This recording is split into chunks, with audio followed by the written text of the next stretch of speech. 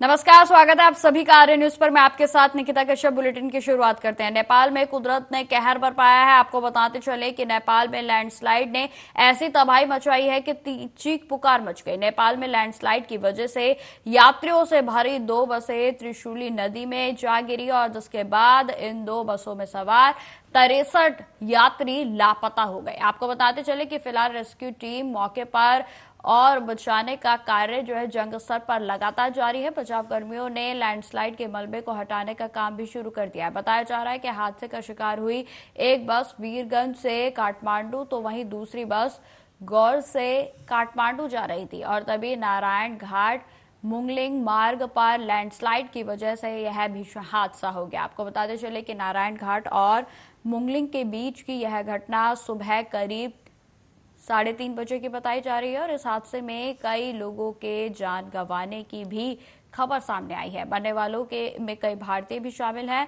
और इस हादसे पर दुख जताते हुए नेपाल के प्रधानमंत्री पुष्प कलम दहल की भी प्रतिक्रिया सामने आई है, जिसमें कि आपको बताते चले उन्होंने कहा कि नारायणगढ़ मुंगलिंग सड़क पर लैंडस्लाइड में बस में बहे जाने से करीब 5 दर्जन यात्रियों के लापता होने की रिपोर्ट और देश के विभिन्न हिस्सों में बाढ़ और लैंडस्लाइड के कारण संपत्तियों के नुकसान से मैं बेहद ही दुखी हूं। मैं गृह प्रशासन सहित सरकार की सभी एजेंसियों को यात्रियों की खोज और प्रभावी बचाव के निर्देश देता हूं। तो ये तस्वीरें हम आपको दिखा रहे हैं जो कि बेहद ही भयावह है, जिसमें कि आपको बताते चले कि नेपाल के काठमांडू में 2 यात्रियों की बस हादसे का शिकार हो गई है, जिसमें लैंडस्लाइड के कारण अचानक से लैंडस्लाइड पहाड़ की ओर से हुई और पानी के तेज बहाव के कारण नदी में 2 बसें जा गिरी और जिसके बाद आपको बताते चले खबरों के अनुसार, जानकारी के अनुसार 63 जो यात्री हैं वो इन बसों में सवार थे और जिसके बाद ये सभी यात्री अभी लापता हो गए हैं। जैसे ही प्रशासन को इस हादसे की खबर लगी, युद्ध स्तर पर कार्य किया जा रहा है, जिसमें कि आप ये तस्वीरें देख सकते हैं कि एसडीआरएफ समेत सभी बचाव दल जो है वो लोगों के सर्च अभियान में जुटे हैं।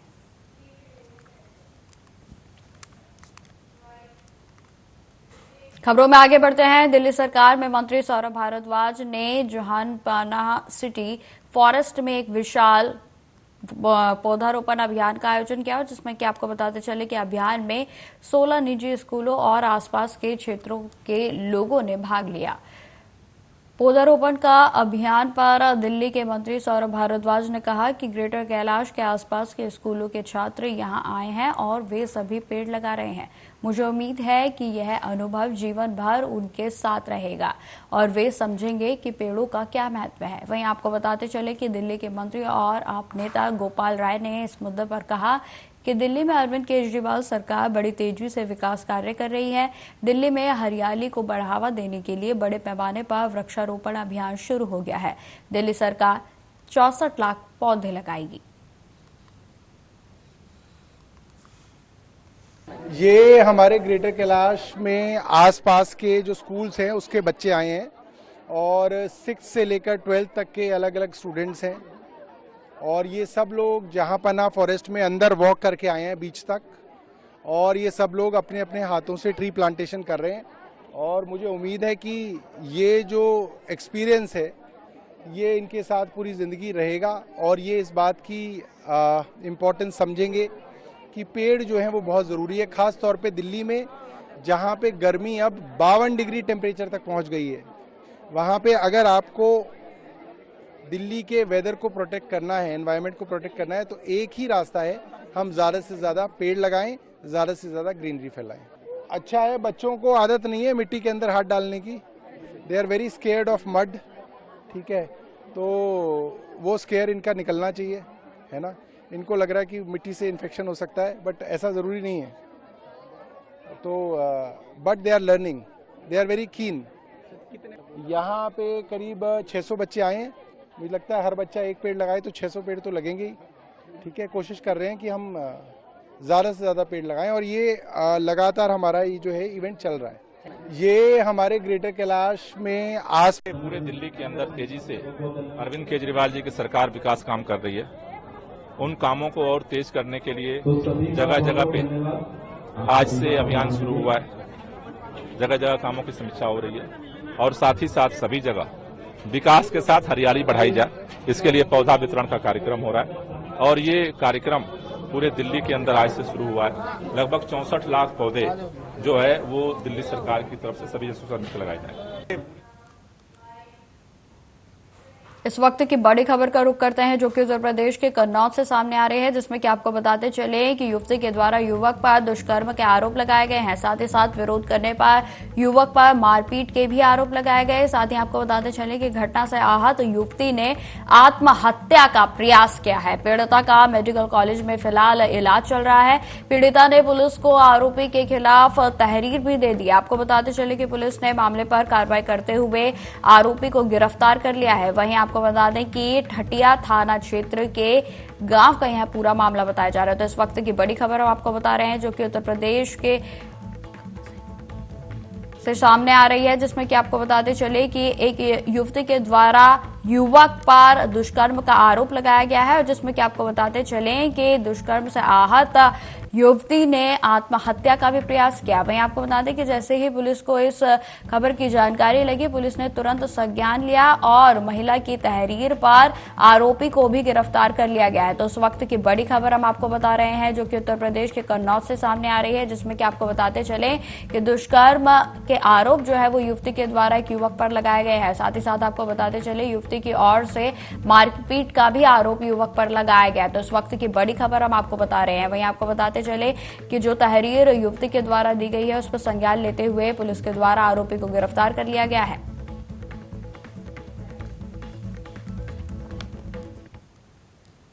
थाना ठटिया पे सूचना प्राप्त हुई थी कि तिरवा मेडिकल कॉलेज में एक लड़की भर्ती है जिसने टॉयलेट क्लीनर किया।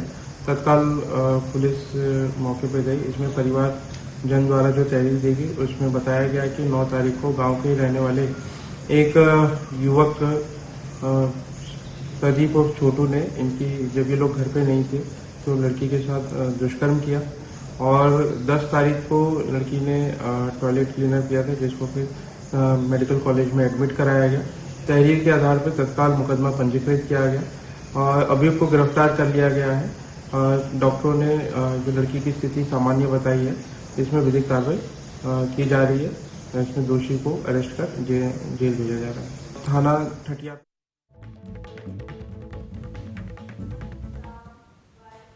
खबरों में आगे बढ़ते हैं। महाराष्ट्र में मुंबई समेत कई शहरों में अगले 3 से 4 घंटों में भारी बारिश का अलर्ट जारी किया गया है।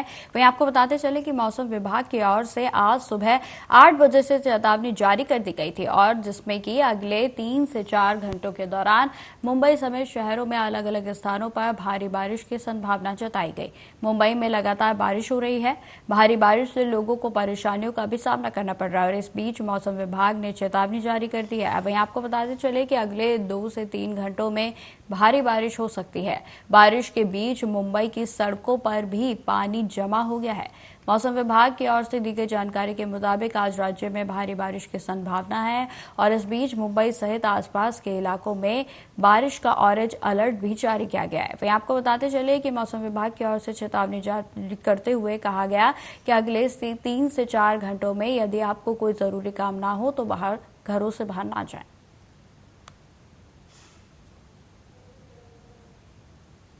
तो ये तस्वीरें हम आपको दिखा रहे हैं जो कि महाराष्ट्र में मुंबई की सड़कों की हैं और जिस तरीके से आप बीते दिनों की भी बात करें तो लगातार जो है बारिश हो रही है। बीती रात भी जो है भारी बारिश हुई थी और जिसके चलते सड़कें जो है जलमग्न हो गई हैं। वहीं आपको बताते चले कि आज भी मौसम विभाग की ओर से भारी बारिश का अलर्ट जारी किया गया है, जिसमें कि कई इलाकों में ऑरेंज अलर्ट भी मौसम विभाग की ओर से जारी किया गया है। वहीं आपको बताते चले कि मौसम विभाग की ओर से यह भी अपील की गई है कि यदि आपको 3 से 4 घंटों के भीतर कोई जरूरी काम ना हो तो आप घरों से बाहर ना जाएं, क्योंकि जिस तरीके से लगातार भारी बारिश हो रही है इससे सड़कें पूरे तरीके से पानी से लबालब है। पूरे तरीके से आवागमन जो है वो बेहद ही धीमी रफ्तार में चल रहा है और ये तस्वीरें भी हम आपको दिखा रहे हैं जो कि मुंबई की सड़कों की हैं और जहां पर कई इलाकों में येलो अलर्ट भी मौसम विभाग की ओर से जारी कर दिया गया है और आगामी 3 से 4 घंटों में और भी बारिश होने की संभावना मौसम विभाग की ओर से जताई गई है। वहीं आपको बताते चले कि जिस तरीके से आगे अभी सावन का भी आगमन होना है तो इसको देखते हुए आपको बताते चले कि आगे भी भारी वर्षा के अनुमान जो है वो मौसम विभाग की ओर से लगाए गए हैं। लेकिन फिलहाल आपको बताते चले कि अभी जो आने वाले 3 से 4 घंटे हैं उनको लेकर मौसम विभाग की ओर से येलो अलर्ट को जारी करते हुए जो भारी बारिश है उसकी चेतावनी दी गई है। इसी खबर पर अधिक जानकारी के साथ हमारे साथ संवाददाता ओम शंकर शुक्ला जुड़ गए हैं। तो ओम शंकर शुक्ला जी, जिस तरीके से लगातार मुंबई की सड़कें जलमग्न हो गई हैं और मौसम विभाग की ओर से भी अब अलर्ट जारी कर दिया गया है, क्या कुछ ताजा अपडेट है आपके पास?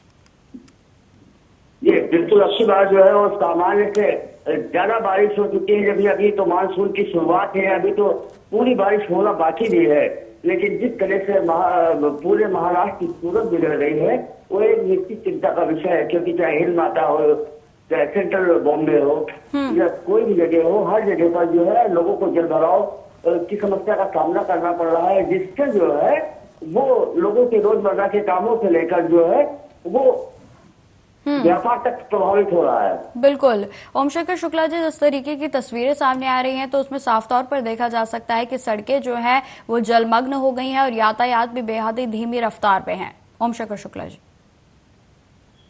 तो बात करी जाए तो लगातार जो है एडवाइजरी जारी करी जा रही है कि अगर बहुत जरूरी ना हो तो घर से बाहर न निकले, खास करके समुद्र के किनारे तो बिल्कुल जाने पर रोक लगा दी है।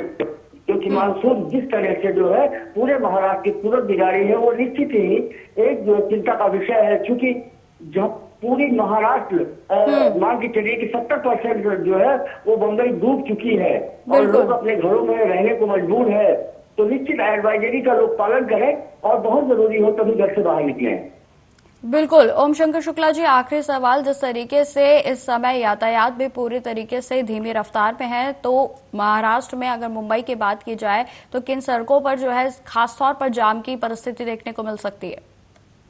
ये अगर मुंबई की लाइफलाइन कही जाने वाली जो वहाँ की ट्रेन है वो हम रेल की पटरियों पर पानी भर गया, जिससे जो है वो लेट चल रही है या फिर रद्द हो गई है। अगर रोड की बात कही जाए तो हिंदमाता हो, सेंट्रल बॉम्बे हो, दादर हो, इन जगहों पर जो है वो जलभराव होने से जो है वो लोगों को दिक्कतों का सामना करना पड़ रहा है। बिल्कुल ओम शंकर शुक्ला जी, तमाम जानकारी के लिए आपका बहुत बहुत धन्यवाद।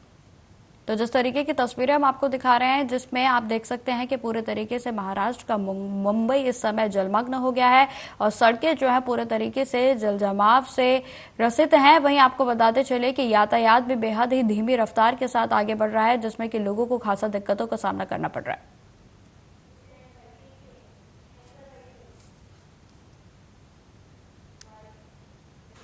खबरों में आगे बढ़ते हैं। छत्तीसगढ़ के सीएम विष्णुदेव साय ने कहा कि पीएम नरेंद्र मोदी ने एक पेड़ मां के नाम का अभियान का आह्वान किया है और सभी से अपनी मां के नाम पर एक पेड़ लगाने को कहा। वहीं आपको बताते चले आगे उन्होंने यह भी कहा कि हम उनके आह्वान को छत्तीसगढ़ में एक अभियान के रूप में चला रहे हैं और वन विभाग ने वृक्षारोपण अभियान भी शुरू किया है। आगे उन्होंने क्या कुछ कहा, आप सुनिए।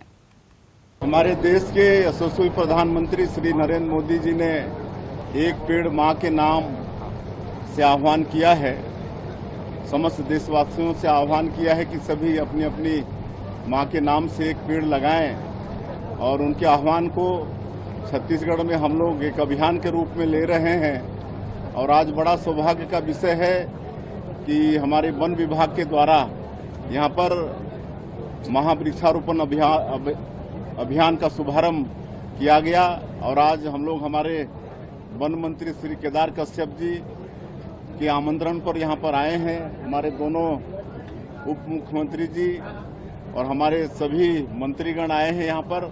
और आज यहाँ पर ये जो पार्क है या गार्डन है ये करीब करीब 300 एकड़ का है और इसमें हम लोग शुभारंभ किए हैं। और इस अवसर पर स्कूली बच्चे भी हैं, सीआरपीएफ के जवान भी हैं, वन विभाग के अमला भी हैं और पुलिस विभाग के भी हैं। सब मिलकर आज यहाँ पर वृक्षारोपण किए हैं और पीपल, नीम, बड़, हर्रा, बहेड़ा सब बड़ा गुणकारी पेड़ हैं। ऐसे पेड़ों का हम लोग यहाँ पर वृक्षारोपण किए हैं और वन विभाग पूरे प्रदेश में 4 करोड़ पेड़ लगवाएगा। 4 करोड़ का उनका टारगेट है जिसका शुभारंभ आज से हुआ है।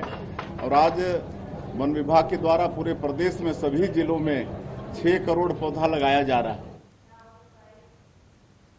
इस वक्त की बड़ी खबर का रुख करते हैं जो कि उत्तर प्रदेश के बुलंदशहर से सामने आ रही है। आपको बताते चले कि अनियंत्रित ट्रक पुल की रेलिंग तोड़कर नीचे जा गिरा और जिसके बाद पुल से गिरने के बाद ट्रक के खरपच्चे उड़ गए। तो इस वक्त की बड़ी खबर हम आपको बता रहे हैं जो कि उत्तर प्रदेश से सामने आ रही है, जिसमें कि आपको बताते चले कि एक अनियंत्रित ट्रक पुल की रेलिंग तोड़कर नीचे गिर गया जिसके बाद उसके खरपच्चे उड़ गए। आपको बताते चले कि सूचना पाकर मौके पर पुलिस दल भी जो है वो पहुंच चुका है, जिसके बाद कड़ी मशक्कत के बाद ट्रक के ड्राइवर को जैसे तैसे बाहर निकाला गया। तो इस वक्त की बड़ी खबर हम आपको बता रहे हैं। वहीं आपको बताते चले कि NH 34 के बिलसूरी का पूरा ये मामला बताया जा रहा है। तो इस वक्त की बड़ी खबर हम आपको बताते जिसमें कि एक ट्रक ड्राइवर ट्रक हादसे का शिकार हो गया और जिसके चलते जो ट्रक है वो पूरे तरीके से अनियंत्रित हो गया था और जिसमें कि आपको बताते चले कि पुलिया की रेलिंग को तोड़ते हुए पुल से नीचे ट्रक गिर गया और जिसके बाद ट्रक के खरपच्चे उड़ गए। वहीं आपको बताते चले कि फिलहाल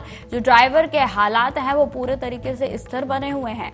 वहीं आपको बता दें कि जैसे ही पुलिस दल को इस बात की जानकारी लगी, पुलिस प्रशासन मौके पर पहुंचा और जिसमें कड़ी मशक्कत के बाद ड्राइवर को पुलिस के द्वारा बाहर निकाला गया और जिसे जिला अस्पताल में भर्ती करा दिया गया है। तो इस वक्त की बड़ी खबर हम आपको बता रहे हैं जो कि उत्तर प्रदेश से सामने आ रही है।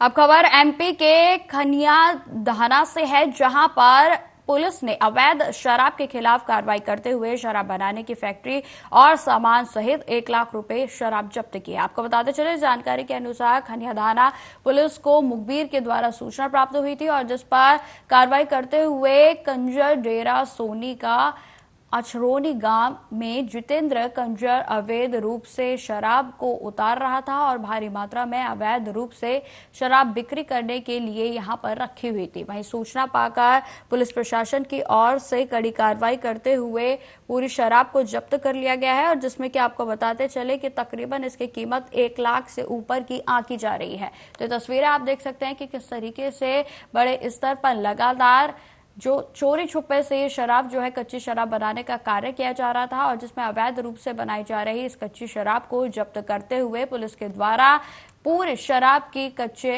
माल को जब्त कर लिया गया है। ये अछरौनी में सोनी के कुआ पर यहाँ पर कंजर बसे हुए हैं, भारी मात्रा में अवैध रूप से शराब साफ है तथा काफी मात्रा में शराब रखे हुए हैं। तो सूचना के आधार पर थाना खनियाधाना पुलिस द्वारा दर्ज की गई। तो आरोपी जितेंद्र कंजर निवासी पंजारा का है जो भाग खड़ा हुआ, जिसका पीछा किया गया तो मैच का उसके कब्जे से 80 लीटर देसी आपूर्ति की शराब तथा 800 लीटर का जो लाहन होता है वो मिलाकर उसको नष्ट कर दिया गया है और भारी मात्रा में सामान बनाने का शराब बनाने का सामान मिला था जो करीब 1 लाख की कीमत का है। आरोपी के विरुद्ध 34 टू के तहत कार्रवाई की गई। ये अछरौनी में सोनी के कुआ पर यहाँ पर कंजर बसे हुए हैं, भारी मात्रा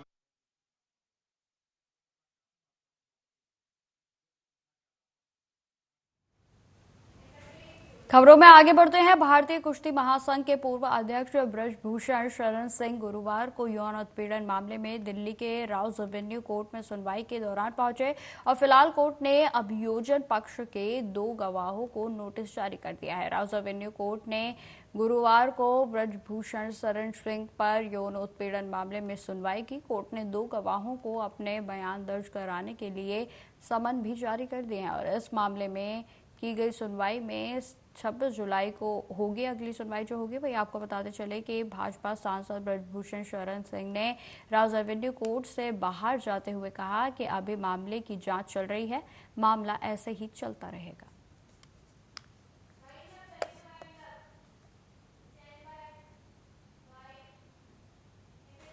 तो फिलहाल इस बुलेटिन में इतना ही। देश दुनिया की तमाम खबरों की जानकारी के लिए बने रहें हमारे साथ। नमस्कार।